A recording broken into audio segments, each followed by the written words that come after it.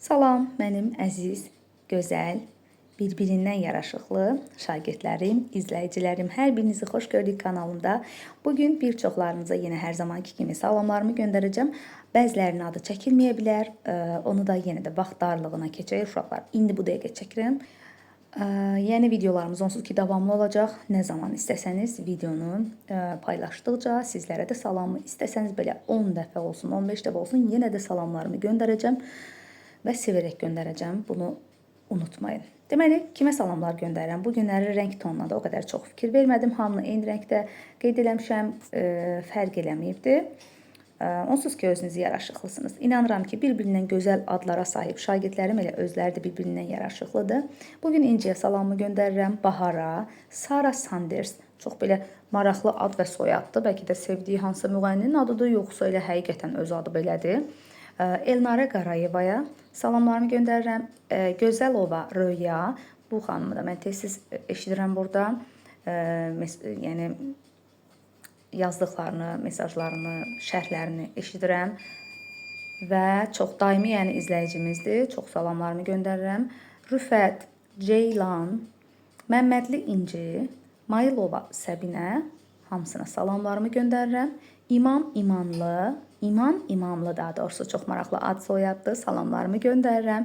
Nurgün, Gülay, Dəniz, görün nə gözəl adlardır. Və B Dəniz, bu yəqin ki başqa bir dənizdir. Yenə də salamlarımı göndərirəm hər birinizə. Elcan balamıza, Ayşə, burada bir Ayşəm də olmalıdır, bilmirəm. Həqiqətən düz yazmışam, yoxsa elə Ayşədir. Selcan Abbasovaya, Nərmin Səfərli, Cabir Abdurrəhmanov, salamlarımı göndərirəm hər birinizə. Könül, Nigar, Gülay, belə xüsusi adlar, milli adlar gördükcə daha çox sevinirəm. Məmmədov Elcan, Elcan bir nəfər də var idi, bəlkə də eyni adamdır. Deyilsə də hər birinə ayrı-ayrılıqda salamlarımı göndərirəm.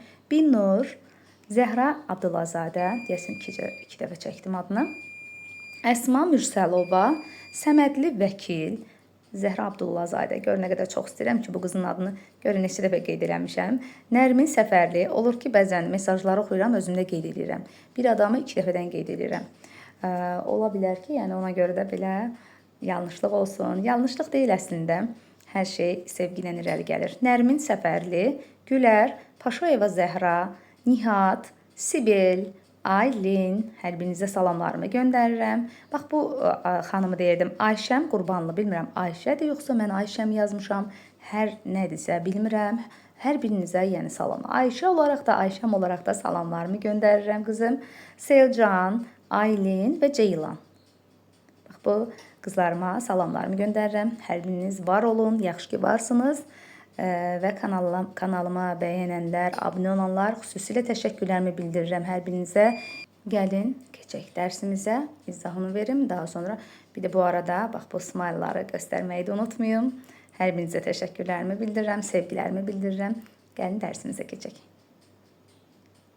Deməli, bugünkü dərsimiz olacaq. Düzənliklər nə üçün müxtəlifdir? Keçən dərsimizdə biz dağlardan danışdıq. İzah etmə, hətta şahid dağlardan danışmışdıq. Böyük səhrada yerləşir, yəni Sahara ərazisində, Afrikanın şimalında. Kəllə qənddən danışdıq, Braziliyada yerləşir. Bunları bilmək lazımdır. Deməli, bugün artıq öyrənəcək düzənliklər nə üçün müxtəlifdir. Dağlardan fərqli olaraq biz bilirik ki, düzənliklər, hündürlükləri az olur. A şəklində baxırıq. Deməli, bu şəkildə gördüyümüz kimi ovalıq, yüksəklik, yayla. Düzənliklər 3 ilə bölünür. Ovalıqlar, yüksəkliklər və yaylalar. Ovalıq 200 metr hündürlüyə qədər olur. Yəni 0 metrdən okean səviyyəsindən, okean səviyyəsi bu arada 0 metrdir. Okean səviyyəsinə 200 metrə qədər deyiriksə, bunlar ovalıq olacaq. 200 metr ilə 500 metr arası bir relyefdirsə, bu olacaq yüksəklik. 500 və 1000 metr arası, yəni 500-dən yuxarı artıq olacaq yayla və yaxud da plato. İkinci adı plato adlanacaq. Ondan sonra da artıq dağlar gəlir. Alçaq, orta və yüksək hündürlüklü dağlar, keçmişdik bunları da. Düzənliklər yer səthinin nisbətən hamar relyefə malik sahələridir. Təbii ki, dağlardan fərqli olaraq. Amma yerdə tamamilə hamar səthə malik düzənliklər demək olar ki, yoxdur. Çünki düzənliklərin səthində hündür və alçaq sahələr var. Düzənliklər müxtəlif xüsusiyyətlərinə görə fərqlənir. Hündürlüyünə görə onlar 3 qrupa bölünür. Hündürlüyündən danışdıq. Ovalıq, yüksəklik və yayla. Deməli, düzənliklər hamar relyefə sahib olur, amma dağlara baxanda tamamilə yəni hamar deyil. Bəzi hissələri hündür ola bilər, çökək sahələri ola bilər. Ona görə də bu da düzənliklərin hündürlüyünə görə qruplarıdır. Gördüyümüz kimi uşaqlar. Düzənliklərin yaranmasında hansı proseslər görək üstünlük təşkil eləyir, rol oynayır? Düzənliklər yaranarkən həm dağların, daxili proseslərin hesabına, daha doğrusu həm xarici proseslərin hesabına yarana bilir. Həm daxili, həm xarici proseslər nəticəsində. Xarici proseslərə eroziya, aşınma, denudasiya və akkumulyasiya deməkdir. Daha doğrusu daxildir. Bunların hamısının mənalarını izah edəcəm, nə demək olduğunu başa düşəcək. Deməli, hansı proseslərdir xarici? Eroziya, aşınma, denudasiya və akkumulyasiya. Denudasiya parçalanma, akkumulyasiya toplanma. Gəlin baxaq görək nə deməkdir. Suxurların su və küləyin təsiri ilə yuyulub, yonularaq formasını dəyişməsi eroziya adlanır. Nəyin sayəsində yuyulur, yonur, yəni formasını dəyişir uşaqlar su və külək nəticəsində. Bu proses adlanır eroziya. Yəni bütün suxurlar eroziyaya məruz qalır müəyyən qədər.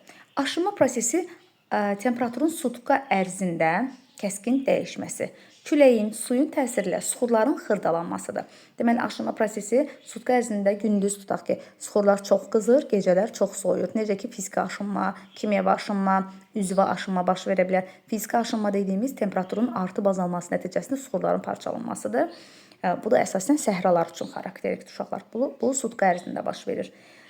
Daha sonra küləyin ola bilər və suyun təsiri ilə də ki, kimyəvi aşınma baş verir. Suyun suxurları parçalaması, yontması da olacaq kimyəvi aşınma. Bir də var idi üzvə aşınma. Üzvə aşınma isə bitki heyvan qalıqlarının suxurları parçalamasına deyilir. Aşınma nəticəsində iri qaya parçaları dağılaraq ovxalanır və xırda, dənəvar hissəciklərə, məsələn, quma çevrilir. Deməli, bu proseslər nəticəsində biraz su, biraz külək, biraz da temperatur suxurları parçalayır, xırdalayır və nəyə çevrilir? Dənəvar hissəciklərə, yəni qumlara çevrilir. Baxın, aşınma, denudasiya və akkumulyasiya proseslərini göstərir. Aşınır, axırda, yəni bir yerdən başqa yerə denudasiya nəticəsində daşınır. Nəhayət, üçüncü şəkildə isə toplanılır, yəni akkumulyasiya prosesi gedir. Aşınma birdir, ikinci olacaq denudasiya, bir yerdən başqa yerə ötürülür və üçüncüdə artıq bir yerdə toplanır. Bu olacaq akkumulyasiya. Parçalanmış suxurlar külək və sular vasitəsilə başqa yerlərə daşınır. Bu proses nə adlandı? Denudasiya adlandı. Deməli, aşınmanı bildik. Aşınma nə oldu? Suyun, suxurların və yaxud da ki, temperaturun dəyişməsi nəticəsində suxurların xırdalanmasıdır. Xırdalanmış suxurları külək, su bir yerdən başqa yerə daşıdı və çökək ərazilərə çatdırdı. Deməli, denudasiya həmin parçalanmış suxurların külək və sular vasitəsilə bir yerdən başqa yerə daşınması prosesidir. Bu, daşınma denudasiyadır. Və nəhayət, daşınan suxurlar çökək ərazilərə çatdıqda nə edir? Toplanır. Və bu toplama prosesinə də deyəcək akkumulyasiya. Bu qədər sadə. Davam edək. Deməli, harada qalmışdıq biz? Bu proses denudasiya adlandı. Deməli, daşınması prosesi denudasiyadır. Bir yerdə toplanması da oldu akkumulyasiya. Suxurların toplanması prosesinə akkumulyasiya deyildi. Düzənliklər mənşəyinə görə, yəni yaranması xüsusiyyətinə görə uşaqlar iki qrupa bölünür. Denudasiya və akkumulyasiya düzənlikləri. Akkumulyasiya düzənlikləri tektonik proseslər nəticəsində yaranan çökəkliklərin yerində meydana gəlir. Bu çökəkliklərin dibi kənar yerlərdən gələn suxurlarla dolaraq demək istəyir, hamarlaşır. Akkumulyasiya düzənliklərin mütləq hündürlüyü çox olmur, yəni akkumulyativ düzənliklərin hündürlüyü çox olmur. Belə düzənliklərə ovalıqlar uyğun gəlir. Bir daha deyək, deməli düzənliklər mənşəyinə görə iki yerə bölündü, akkumulyativ və denudasiya. Yəni akkumulyasiya prosesi, yəni toplaması nəticəsində yaranan düzənliklər var. Aşınma nəticəsində yaranan düzənliklər var. Akkumulyasiya prosesinə yarananlar ovalıqlar adlanır. Amma denudasiya prosesinə yarananlar yaylalardır. İndi onları da oxuyacağıq. Demək, burada dedi ki, akkumulyasiya düzənliklərin tektonik proseslər nəticəsində yaranan çökəkliklərin yerində meydana gəlir. Yəni, daxili proseslər nəticəsində yaranan çökəkliklərə xarici relyefin bir növ təsiridir.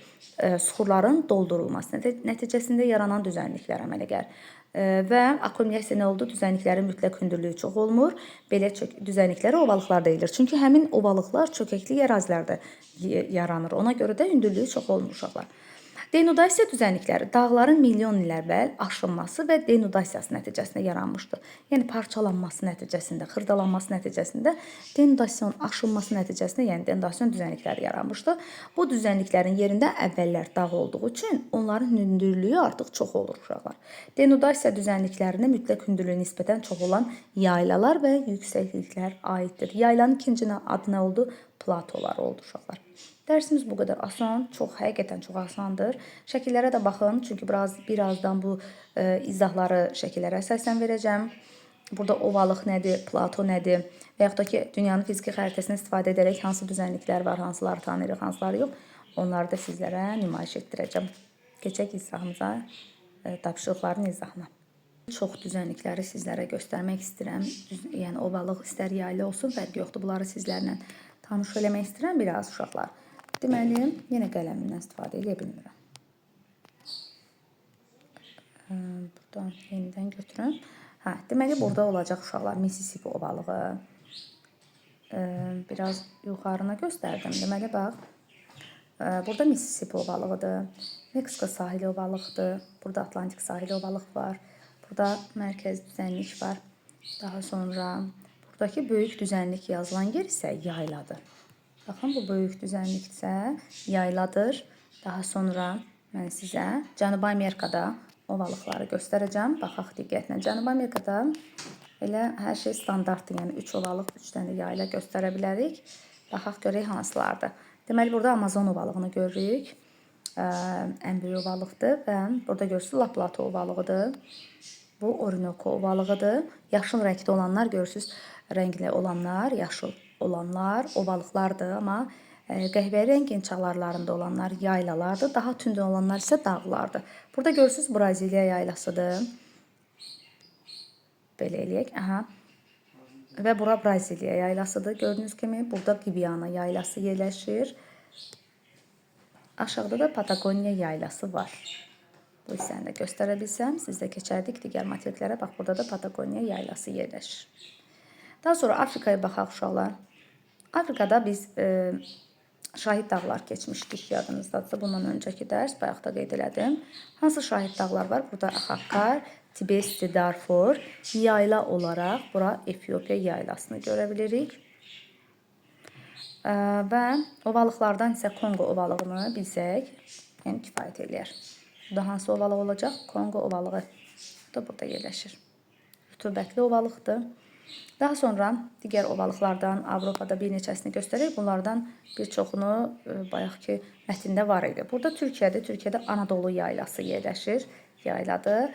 Burada Şərqi Avropa düzənliyi yerləşir uşaqlar. Bu hissədə Almaniya, Polşa ovalığı yerləşir. Daha sonra bu tərəfə keçək. Digər ərazidə görək nələr var. Götürək qələmimizi. Burada deməli Qərbi Sibir ovalığı var. Burası Orta Sibir yaylasıdır. Bura Tibet dağlıq yayladır. Çox hündürdə yerləşir dağlıq yayladır. Və Hindistanda yerləşir. Hind-Qanq ovalığı. Hindistanın yuxarısına baxın. Hindistan yarımadasında. Baxın Hind-Qanq ovalığı.